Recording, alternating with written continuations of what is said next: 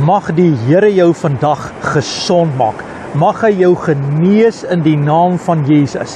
As jy hierdie vers vandag hoor en jy kan amen sê daarop, mag jy sien dat die genesing deurbreek. Waar die pyn is, waar die seer is, waar die uitdaging vandag is, kom daar genesing in die naam van Jesus. God breek vir jou deur, want sy naam is genesing. Sy naam is herstel. Sy naam is verlossing.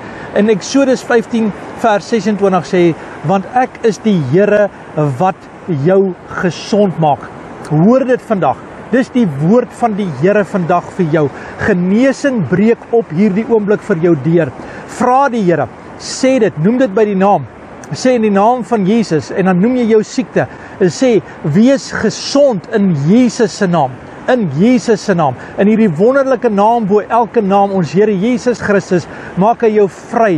Hy verlos jou, hy herstel jou en daar kom genesing. Ek wil hê jy moet dit sien vandag, dat daar genesing vir jou deurbreek en dat daar herstel kom. Soos in die hemel, net so ook op die aarde vandag vir jou.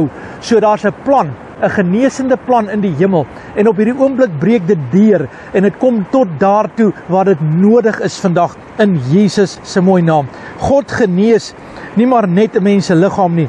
Hy genees jou gees, jou siel, jou hele menswees en hy herstel jou vandag. Sy aanraking bring vir jou nou nuwe lewe. En waar daar pyn is, kom sy krag en daar kom genesing. Vader, in die naam van Jesus, dank ek U, Here, vir genesing op hierdie oomblik.